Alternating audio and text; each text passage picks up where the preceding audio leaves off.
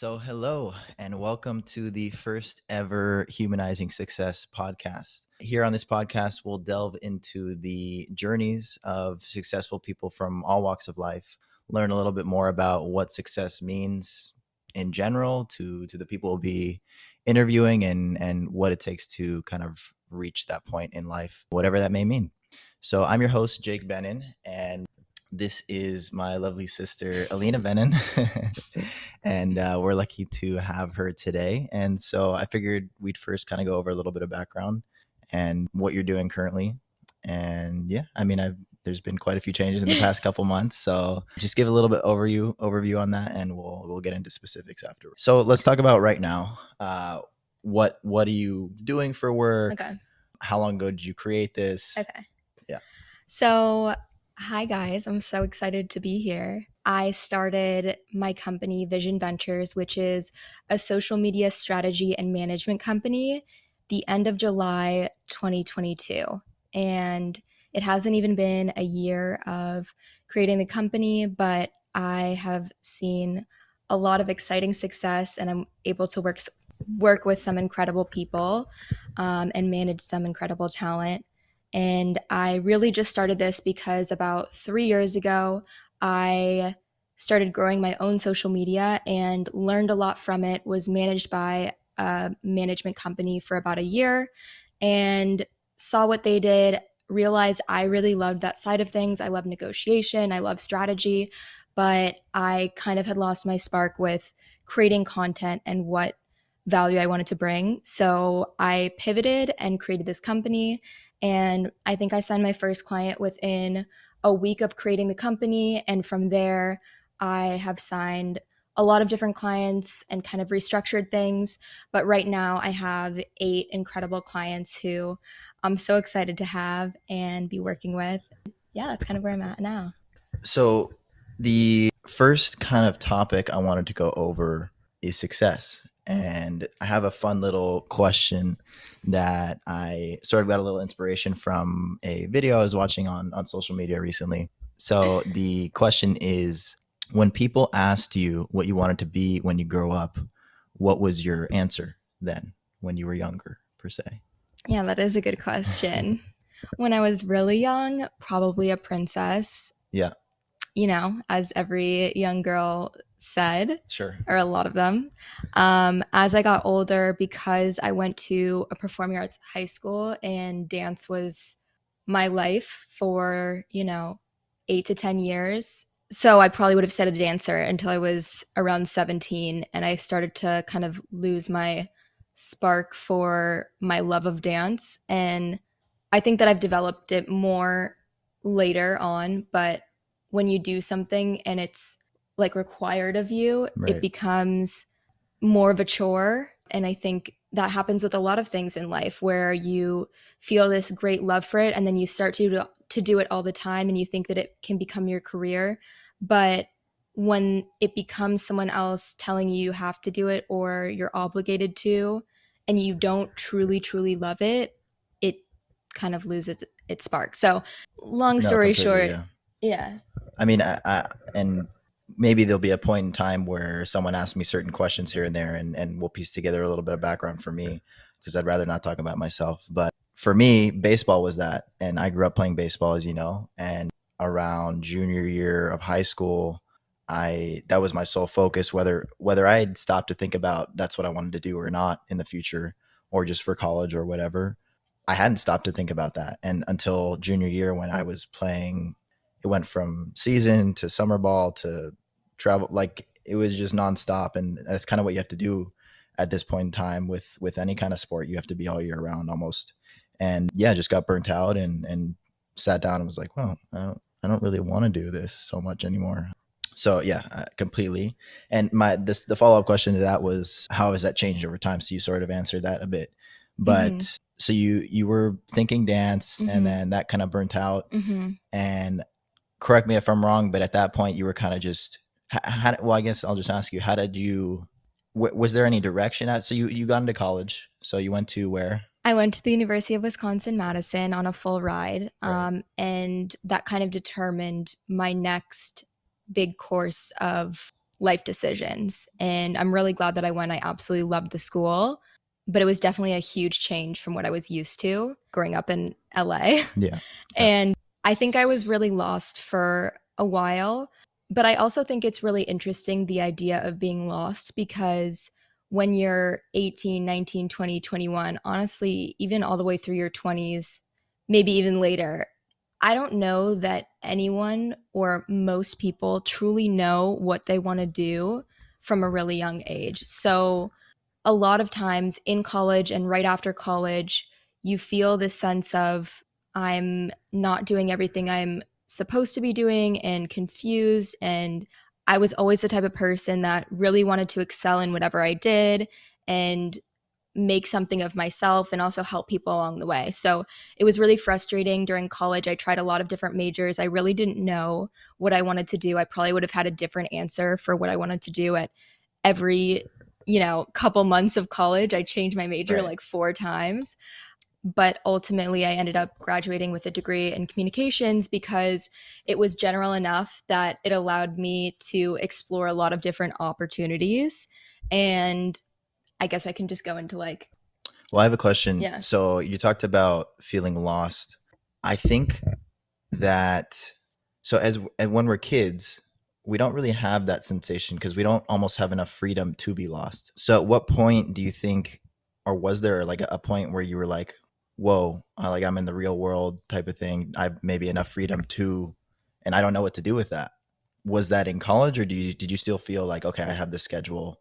I'm still like, this is what I'm doing. I'm just going along with this step. Cause I feel like that's how I felt in high school and leading up to it. Like, this is my life. It's already planned for me. Yeah, I think the first year of college, I was so distracted by the newness of everything going on in my life that I didn't really have the time to take a step back and think about what do I really want to do, besides the fact that you have to choose a major. And there I was kind of lost. I was a kinesiology major my first year, and then I realized math and science were just not for me. Mhm. So I then switched to a fashion design major, and I liked that a lot, but I realized that I wasn't actively using my brain every day. It was more sewing and design and the creative side, which I really liked, but I missed critical thinking. Okay. And that's kind of why I decided to do communications. So I think that I started to feel a little bit lost, not really in college until senior year. Actually, I did an extra semester. So until the extra semester when most of my college friends had already graduated, and I was left with a lot of alone time to just think and reflect. And I felt like what I was starting to think about what the meaning of my life is, which is a very, It's a big large topic. and big thought. Yeah. And that kind of just continued to progress as I worked in my first 9 to 5 for a couple months. And then the pandemic happened. So I got laid off. And then I Right. started doing social media for a couple businesses. So it was almost the first time you felt lost was the same time that your path almost deferred from most of the people, like the supposed path of college and job and whatever. And Yeah. so you had that extra semester where most maybe not as many of your friends had that. Mm-hmm. And so you're like, wait a second, am I okay? Like, am I on the same right path? Am I Yeah. And I feel like I had a lot of friends who were in other majors that were more specific and they had a better idea of what they were doing or what jobs they would be going into. And I think it just felt very lonely to not know what was going on and also feel a little bit dumb. Even though I wasn't, I Mhm. knew I was strong and capable of whatever I wanted to do, but not having an idea of where to put my energy that was also meaningful because I realized after being in a 9 to 5 for 2 months that it was not for me. I wanted to do something bigger than just clock in and clock out of a job. And Right. that's not for everyone, but I do think that when you have that feeling, you have to follow it. Otherwise, you will never be happy with your life. So when do you saying that first feeling was of that you In my 9 to 5, I okay, was gotcha. working in Chicago at a recruiting firm,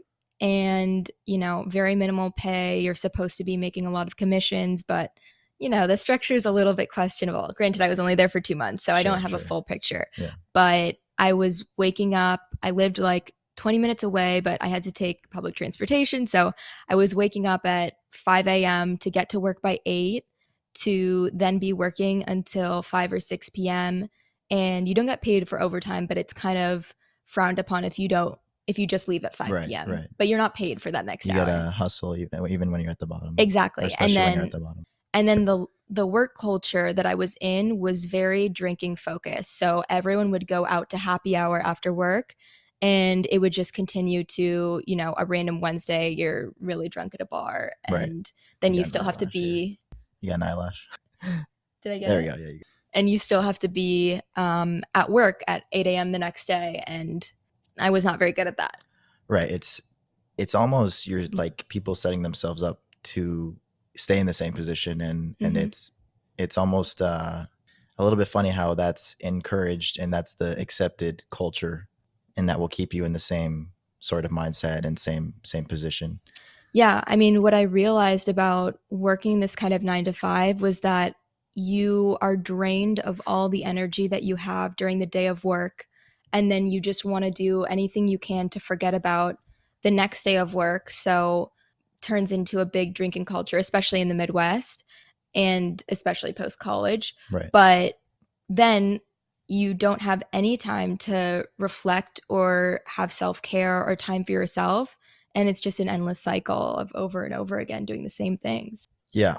So I have this whole schedule plan Okay. of the podcast, but I feel like if you hit on a point, we should kind of jump to that maybe. Okay. So you talked about self-care. Mm-hmm.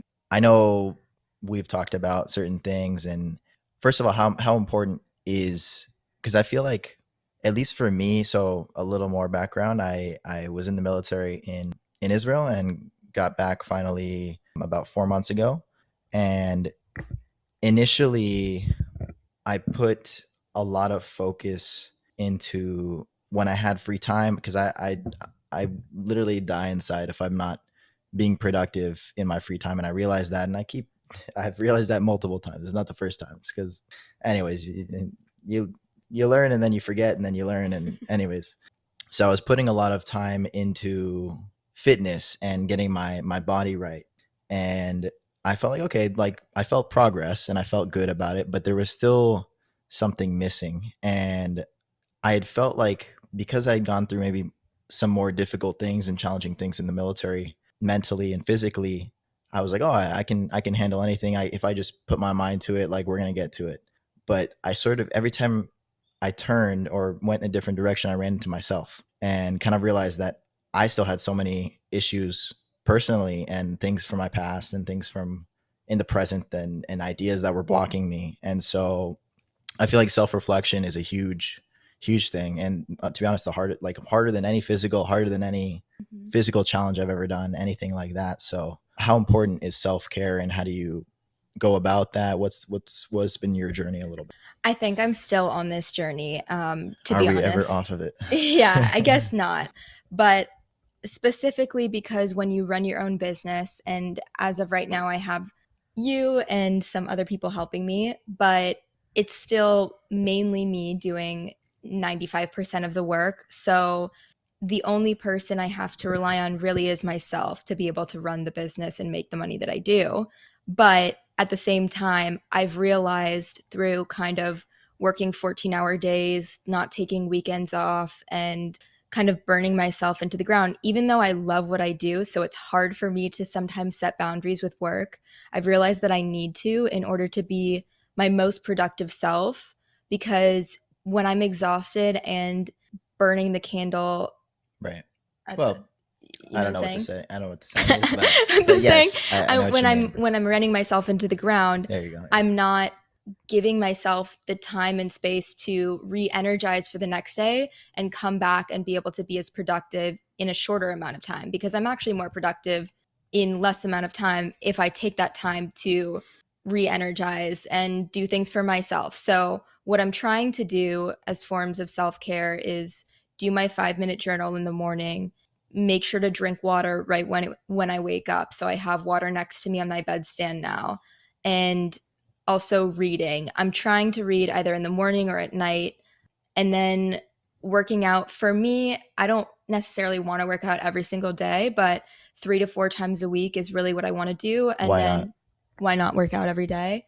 for you? Um, I think your body tells you, you know, different things about yourself. And some days I honestly have to work more. So I don't have the time to do a workout class every single morning. Sometimes I have to start working at 7 a.m. if I want to be able to get everything done by even 6 p.m. Hmm. And I mean, I don't really take a lunch break. I kind of just work at my desk.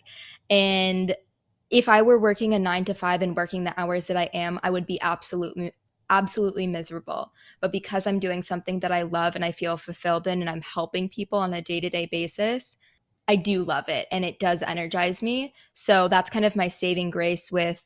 So we've got, as far as self-care, Mhm, if you put it into categories, you've got fitness, you've mhm. got mental care. What else would you think? Oh, I do also go to therapy Okay. every 2 weeks or month now. I started consistent therapy. There are different points in my life where I've gone to therapy when I was dealing with different things of change. And I'm a little bit of a perfectionist and I like everything to be in the right order and a little bit of a control freak, which is not great. I'm working on it. But so there were things that I went through in my life, in college and a little bit after college, but this is the most that I've actually invested, I mean, monetarily and time wise into doing that deeper work to become the best version of myself that feels worthy and deserving of good things coming into my life. Gotcha. Right. So I want to circle back to success a little bit. So the next question I would have is, what is your definition of success? Yeah, And I that's a guess a little addition to that is, do you think success has an endpoint? no, I don't think Okay. So, success has an endpoint. okay. Because when you if you would have asked me 6 months ago, which is kind of right when my business was starting to do well, if when I hit certain numbers it would determine my success, I would have said yes. Hmm. But now having hit those numbers, I think it's more of a state that you are in yourself and that you embody, and the confidence that you have knowing that you can create your own reality. That's what I think is really the So determinant of success. when you picture success in your head, what do you picture for yourself? I mean, I picture balance, I picture growth, having a successful business where I've hired a bunch of people under me who, I mean, my I guess my goals for myself are what I determine to be success. Right. So I want to expand my business to where I have agents and managers under me and they create their own book and I help them to foster other clients and be this new version of management that is really advocating and supporting our clients and helping them to grow within themselves. Yes, on a financial basis, but also within their social media and also as human beings. I mean, I have a personal relationship with all of my clients and I'm very intentional about the people that I choose to surround myself with because I want to foster an environment for growth for all of us. I want all of us to succeed.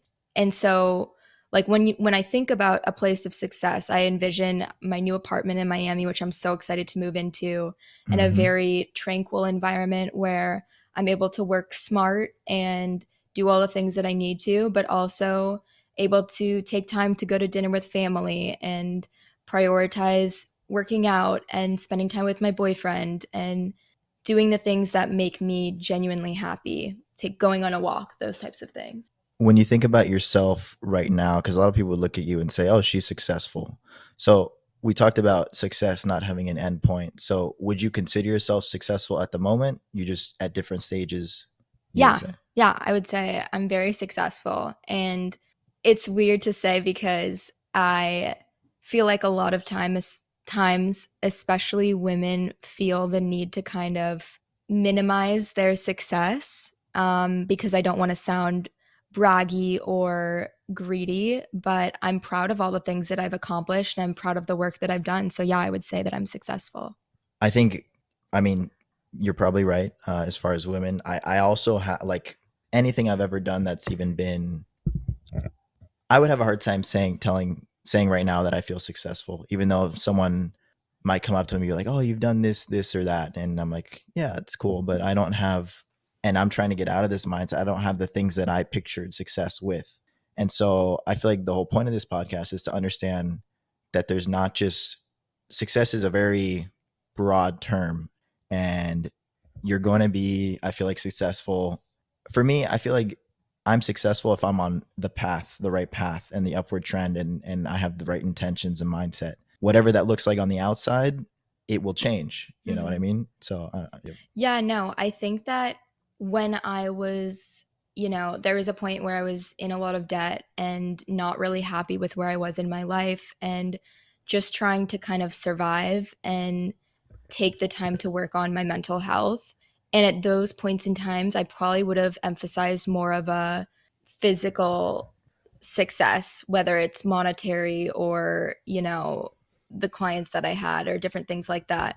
But I think once you start to achieve levels of success, you start to put emphasis on other things and realizing that yes, like with money, you're able to do so many other things in your life, and it's amazing. It's a resource for you to be able to, in my opinion, help other people, help yourself, and build a better life as a whole. But I think that once you're there, you realize that money isn't the thing that's going to drive you and keep driving you. The thing that's going to keep driving you is something that you're genuinely passionate about, and when you think that you're making a difference in other people's lives. At least that's how I think about it. yeah. And I think that's a perfect segue into kind of this other part of it, which is, along with feeling lost, many people are like, well, how did you find the thing that you're supposed to do? Do you feel like you're doing the thing you're supposed to do, or do you feel like you're doing something that you're compatible with and maybe that will change? Do you think there's something that everyone's supposed to do? Because I feel like that's a very almost dangerous thing to say. Yeah, I mean, I think that I'm doing what I'm supposed to do right now. I think that it's one of the things that I'm supposed to do. I kind of stumbled into it. It's kind of a strange story, but I am still friends with one of my ex-boyfriends, and he is very business minded, and we were having just a good conversation about life and business and where I would want to be, and we were brainstorming. At the time, I had my management company that was managing me, and they were good for what they were. I have nothing bad to say about them at all. I just realized there were some things that I really liked and some things that I didn't like as much, and I wanted to create the company that encompassed everything that I would want, basically, in a management company. And so when I was talking to him about this, he basically was like, well, maybe you should start a business. And he's the one who kind of said it, which is a funny story. And then I ended up going on a trip to visit you in Europe. And at that time, even though I didn't say it because I never talk about things when I'm struggling, I was definitely struggling a lot with honestly everything in my life. And I just wanted to feel like I had value. And then I had kind of already dug myself in so many holes. So at that point in time, I just said, fuck it, basically. Yeah. Can I cut? Yeah. Okay. And the day I came back, I filed for my LLC and just decided to start the business because I've listened to a lot of podcasts, I've read a lot of books, and the one thing that people always say is the difference between the people who are successful and the people who aren't is just starting. And if I fail, the hardest part, I think. If I fail, I learn something. Mm-hmm. But I don't even see failures as failures. I just think they're new directions of where you're going to be going. I think that's a very difficult thing to do, and definitely a mindset switch that I'm working on. I guess things I'm working at. I'm working on a lot of things, but one of the main things is I have this perfectionism where if I'm not good at something right away, I almost feel like I've failed. And so I forgot where I was going with that. What was the last thing you said? I forgot. Okay. All right, let's move on. This is going so well. It is. It's going really well. It is. I'm kidding. But that's what this is about. This is exactly. So recently I started a TikTok, a personal It's doing one. really well. It's whatever. I mean, I don't care how well it's doing. It's just kind of me a little bit coming out of my shell, and that's what I like about podcasting. Is it's for me, it's difficult to like have that one take almost, and like I'm a perfectionist in that way, so Yeah. I want it to be perfect. But I like that I can literally mess up and just keep going, and it's kind of fluid, and so that's why I like this platform. And like you, this is our first one, and I just said, well, fuck it, we're gonna go for it. So got our little setup here, and we're off. Let's talk about money. So the first question would be, how has your perspective of money changed? Where was it? What, like, can you give us a little backstory of, let's say, even right out of college, your perspective of saving money, of making money? Yeah. So I think that it starts from a young age. We were really fortunate to grow up from when we were born up until about 2008 when I was 12, not really having to worry about money at all.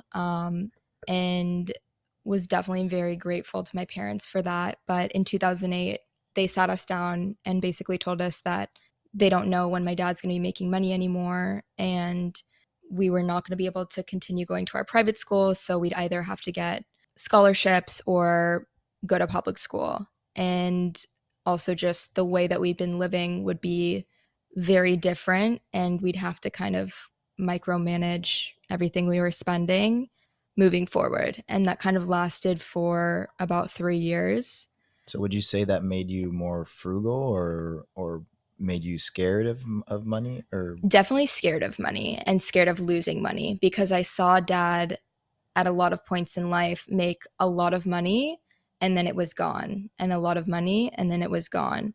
And so I definitely saw that as like, oh, well, if I ever make a lot of money, it's all going to be gone. And that's something that I've had to work on and kind of reprogram in my subconscious. And then in college, I knew that I had to, before college, in high school, I knew that I needed to work really hard to get really good grades so that I could get a full ride to school, which I ended up doing. And I'm very fortunate that I was able to go to the school that I did and just learn how to be an individual on my own. I think, you know, truthfully, I don't know that I learned that much from my classes in college, maybe more of the psychology classes, because it helped me to understand myself and also my family and why people do the things that they do, which I found really interesting. But I think that it really helped me to establish a sense of self away from my family who had always been there for me. And then in college, I was the only one of my friends really who had to get a job while also going to school. And my first couple years, my freshman and sophomore year, the people that I was choosing to keep around me kind of saw my job as like a nuisance to their fun and their time enjoying going out with me. And I wasn't really friends with those people junior and senior year and my extra semester. So after that time, I really found a core group of friends who supported me, would come to my restaurant to see me because I was working as a server. And I really valued money and the money that I did have. Um, and then I think out of college, I really just wanted to make money. So I knew that I was really good at nailing interviews and I would get whichever one I wanted. And at the time, a lot of my friends who were graduating with communications degrees, which is what I graduated with, were going into recruiting because they were kind of selling you this huge upside of you can make almost six figures your first year after right, with school commissions and with stuff? commissions and stuff. But my base was like, I think $32,000 or something. And after taxes, thank God I was living in Chicago at the time and, you know, in a 3 bed, 1 bath with Yeah. 2 other girls, because otherwise I would not have been able to afford anything. And I mean, honestly, I couldn't really. I just would go to work and come back or go out because they would pay for drinks and stuff after work and then do it all again. And I only worked there for 2 months. So thankfully, although it was very sad because I was let go of my first ever like real world job and I Yeah, felt like I that's a failed. blow. Yeah, I it was during COVID, so you know, a lot of people got laid off. I was not the only one, but it was my first job in the real world, and I felt like I was a failure. And I was very big on needing to control everything in my life. And this was the first thing that really rocked me and made me feel like Out of everything control a out little of bit. control. Yeah. Yeah, out of control. And then when I started working for my dad in real estate, I was making pretty decent money, but I was also living with my boyfriend at the time, ex boyfriend, and they were also paying for a lot of things. So I wasn't really spending as much money, but then on the days when I would spend money, I would spend a lot of money. Gotcha. And I don't think I really learned how to think about money, manage money, or understand it at all. And I don't think that college teaches you a lot of the things that you need to know in the real world. Yeah, it's crazy. I mean, I think it should be learned in high school, let Yeah. alone college. And I had a good, really good. I don't remember what the class was, but I think it was econ class Mm-hmm. my senior year of high school, and so I learned a bit more about stocks and other things. And so he kind of went against the curriculum, which I think he got in a little bit of trouble for. But we all learned a lot more. But it blows my mind, and I've really thought about lately, like what I'm going to do with my kids and whether the education system, at least the public one, has their best interests in mind and will teach them the things that they need for life. And to be honest, I don't think so right now. But what do I homeschool my kids? Will they get the same socialization that I had and I enjoyed? I don't know exactly. I mean, I still have a little bit of time. I'm 24. Who knows? Yeah, it's been something I've thought about recently, and kind of blows my mind that that's not part of our curriculum as we grow up. I don't know if you have any thoughts on that. If not, we will move on. Honestly, not really yet. I haven't done like enough, Yeah. research into it because that's not the phase in my life that I'm in. Yeah. Okay. Speaking of, you brought back a question I had for you at the beginning when you were talking about your definition of success and everything. What is the point? Who are you doing this for? What's your motivation? For me, I think about my future family, about my girlfriend right now. So that is kind of what fuels it a little bit for me. But what would you say? Yeah, I would say for me, for my family, but also the way that my business works is when I make money, I'm making money because I'm helping other people to make money. Right. So that also fuels me as well, knowing that I'm helping people to become financially free and able to live the life that they want to live on their own terms. Yeah, you kind of have the ability to really, along with your own life, if you're winning, they're winning. Mm-hmm. It's not like, oh, if I'm winning, someone else is paying out of their pocket. Well, I mean, a company is, but it's a very direct thing. You can see like they're making a whole bunch of money, and I just get a little piece of that, and I help out and kind of run that side for them. So as far as consistency and finding that like daily motivation, where do you think it's motivation that keeps you going every day, or do you think it's responsibility, or what? Because a lot of people have this idea that they're going to find this one thing that they love to do, and then they're just going to want to do it every day.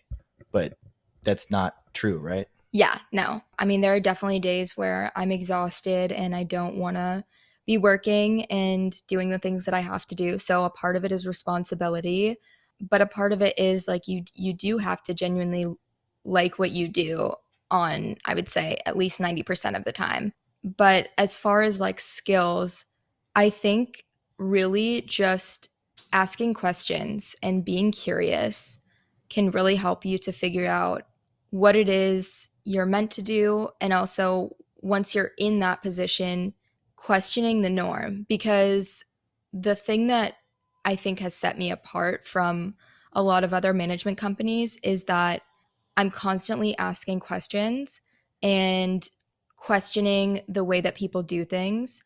And a lot of times people will just respond because that's how the industry is or because that's how the way that it's done. Right. And I've pushed a lot of those boundaries because I think things should be done differently. Yeah. And when once you're in a position where you're doing well, people start to realize, oh, I don't have to just accept what's given to me and I can question and push back on things. Mm-hmm. Absolutely. And so what would you say your biggest weakness you're working on right now? That could be something business related, mental. What would you say your biggest weakness is right now? Probably balancing everything. Because I'm so busy with work, it becomes consuming, and then I forget to do the things that I need for myself and kind of just leave those to the background and then have to scramble to get them done. So yeah, I would say balance for me. So I don't know if this is going to make sense or not, but I was listening to someone who was talking about balance and they brought up who runs Amazon. Bezos? Yes, Jeff Bezos, what he said Yeah, about yeah, you sent me balance. that. Oh, did I? Yeah. So you'll correct me if I'm mistaking it here. He said you shouldn't have to balance. You should just involve your personal and work life almost together, where all the people in your closest personal know exactly what's going on in your work, and your work knows exactly what's going on in your personal. So if you have something that's conflicting, they're more understanding because they can relate and they can connect with that.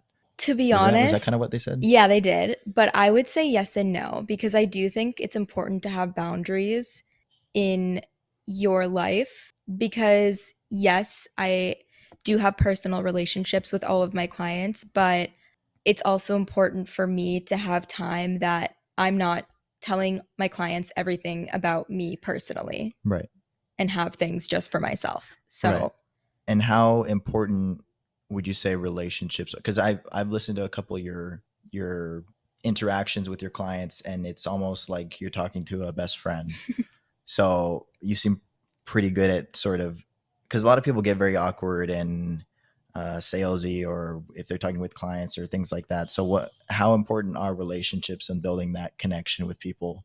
the biggest thing in the management industry, typically you don't necessarily have a close relationship with your manager, and your manager, they help you by managing the deals that you're doing, managing your emails, payment, accounting, all of that kinds of stuff, but they don't typically know you as a person. Right. And especially within social media, it can be extremely draining and you can get burnt out very easily. And when I was doing it myself, I realized that if I had a support system behind me, it would be a lot easier for me to feel invigorated and excited about creating content a lot more. So that's what I wanted to be for other people. And I also, like I said in the past, I'm very selective about who I choose to work with because I want it to be a seamless and cohesive relationship between us. I really believe that, you know, I'm doing a lot of work for my clients and they're also doing the work themselves. It's a flow.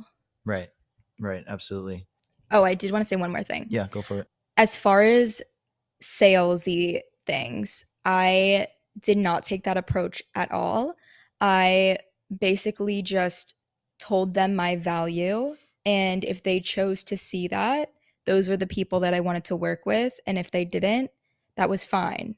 How I'm actually one of my biggest clients, Keith, Hmm. is a food reviewer on TikTok. And I honestly was not trying to sign him at all. I only wanted to work with women specifically.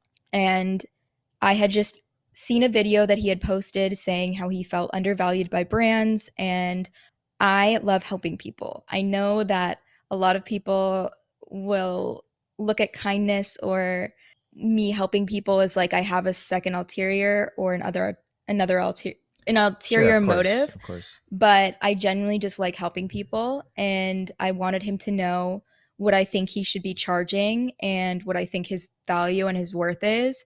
And so I just sent him an email telling him, I don't want anything from you. I'm not trying to pitch you on anything, but this is what I think you're worth. And I want you to pitch yourself this way to clients or brands, basically, when they are trying to lowball you. And 20 minutes later, I get an email back basically saying, you're hired and can you fit me in? I really want you to work with me. And that's kind of how it happened. But it wasn't when I explain that story to people, a lot of people say, like, oh, well, that was a really smart sales tactic. And Right. maybe it was, but it wasn't my Right. intentionality That behind wasn't what it. you're going No, for. I genuinely want others to succeed. I think there's enough room in the world for all good people to succeed. And if I can help you to do that, so be it. Yeah, absolutely. And I feel like your clients feel that as well, especially because I've seen you fly back and forth, even just visiting with them, but supporting them in the different things that they're doing. And I'm sure they feel the difference in that. It's whether they, especially if they worked with a different company before. Mm-hmm. But yeah, I think definitely the personal connection you have is pretty incredible. So one kind of last thing before we wrap it up here, I wanted to talk about people Mm-hmm. and the people you surround yourself with, friends, Mm-hmm. relating to your success in general and in business, of course. Mm-hmm. Um, how important are the people that you surround yourself with, and how has that changed for you? Probably one of the most important things. It's drastically changed in the last couple years. I think my circle of friends has gotten a lot smaller, but it's a lot more intentional. I have one of my really good friends, Michaela, who really introduced me to a new side of Shout out, manifestation. Michaela. We've never met, but maybe we'll have you on the podcast, hopefully. Yeah, she's awesome. She really introduced me to manifestation, and that has significantly helped me to expand my business at the rapid pace that I've been able to. And just know that when you're surrounding yourself with people who are of the same energy and vibe, basically, that you are, it's just going to expand and multiply. So I would say on a daily basis, I probably have like 3 to 4 people around me that I talk to every like day or couple days. And that's kind of it. I mean, I'm really thankful for the people that I have around me. And I, it, when you have a lot of friends, it's really hard to be really intentional and give the time and energy that you would want to all of those people. It's just not realistic, especially when you're building a business and building yourself and growing. So I think that it's just really smart to have a small core group of people that you surround yourself with that align with all the values that you do. And it doesn't have to be every single value, but core beliefs and core values. Yeah, and I think you see that on the where you see quality people, they usually have these smaller teams that they don't really change, and they're kind of there the whole time. So yeah, I think I'm trying to find that as well. And yeah, I think it's probably, I mean, you hear the quote all the time, and I'm not going to say this correctly, but you're a sum, or you're an average of the closest 5 people around you. Mm-hmm, mm-hmm. And I really have found that to be true, and is huge. So we're gonna wrap it up here, and I've enjoyed this a lot, and I think Me we'll too. get better, and hopefully we'll have you on again at I'm some sure. point. Yes, a lot of things are changing for you right now, so maybe Yeah. even in a couple months. So one thing I'd like to do at the end of my podcast is have you answer a question from the guest before. Okay. But There's no guest before. guest before, so Okay. you're number one. So first of all, I'm going to ask you a question for the next guest. Okay. It should be something challenging, something related to personal or business, or something that you would want to know from a person who's been successful in any aspect of life. And I guess I should have proposed this to you in the beginning Yeah, to give no, you time to think about it. I actually do have one, as you said that. I think it would be really interesting to ask the next person, what does the first hour of their morning look like? Okay. Because I think that the way that you start your day is a reflection of how successful you're going to be. I like that. I like that a lot. I think I agree. And I've been trying to work on because that's kind of one thing you can control is your Mhm. morning and your night. Yeah. And so I think that's kind of a good way to start your day and to challenge yourself. So where can we find you? What do you have next? Yeah, I mean, my social media is just my name, Alina Benun on Instagram and Alina_Benun on TikTok. And my company's socials are Vision Ventures, V1SION Ventures. Lots of things coming up. I mean, I don't even know fully what's going to be coming. I'm hiring people as we speak to be able to expand this business, and I would love to create other businesses. I have some ideas that I'm forming, so lots on the horizon, but excited to hopefully chat about that next time. Amazing. And I wanted to thank you for being on here. Of course. You've been a big supporter, so I appreciate it.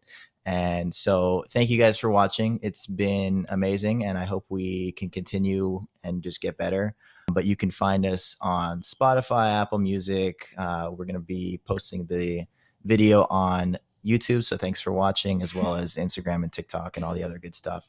So tag along, and looking forward to the next interview here. Bye. Bye.